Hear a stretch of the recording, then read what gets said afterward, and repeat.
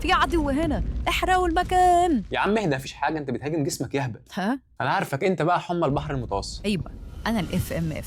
ده اسم راديو ده ولا ايه؟ لا يا دكتور، انا الفاميليال ميديتيريان فيفر. طب كويس، طلعت مثقف. اكيد، ما هو مش هبل وغباء، يبقى كده كتير عليا. المهم احكي لي انت مين؟ انا المرض اللي بيجيلك في شكل نوبات نرفزه على جسمك. طب اشمعنى سموك حمى البحر المتوسط؟ ليه مش البحر الاحمر ولا البحر الميت؟ عشان اكتر ظهور ليا في بلاد البحر المتوسط، تركيا، مصر، سوريا. انت بتحب البحر؟ ايوه، بحب البحر والشمس والسمك والرز بحريات البحر. عيب يا ولد.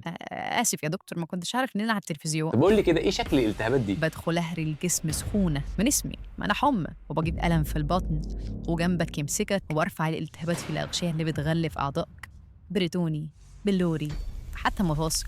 مفيش حاجه سلمت مني. طب ليه بتظهر وتختفي؟ لان انا مرض جين بيحصل نتيجه طفره في جين MEFV، وده اللي بيخلي الجسم يفتكر اي حاجه بسيطه هجوم ارهابي. يعني لو شاكين في الاعراض ممكن نعمل تحليل الجين ده ونشخصك. مظبوط يا دكتور. طب دول شويه التهابات ووجع ومقدور عليهم، ايه اللي مخوف الناس منك؟ بيني وبينك، كتر الالتهابات دي بتزود بروتين اسمه الاميلويد، وبيتراكم في الكلى، ممكن يعمل فشل كلوي. كلكم بتحبوا الكلى، معرفش ليه. طيب انا عايز اهديك بقى، اعمل ايه؟ حبايه كورشيسين يوميا هتخليني هادي ونايم من غير ما اقلب اعصار، واللي بيهديني اكتر انك ما تنساش تعمل فولو للدكتور. كويس انك ما نسيتش. وزي ما سمعتوا، حمى البحر المتوسط مش حاجه بسيطه، بس مشكلتها انها ممكن تتشخص غلط خصوصا في الاطفال، بس لو عرفت تشخصها بدري هتقدر تسيطر عليها بسهوله. واللي بيسالوا لو احنا عندنا الاعراض نكشف فين، ما هتكشفوا عند الدكاتره المتخصصين في الامراض المناعيه والامراض الروماتيزميه. شيروا الفيديو بقى، ممكن تنقذوا اي حد فاكر ان الم بطنه حاجه عاديه. واكتبوا لنا تحت في الكومنتات تحبوا نتكلم عن ايه الفتره الجايه.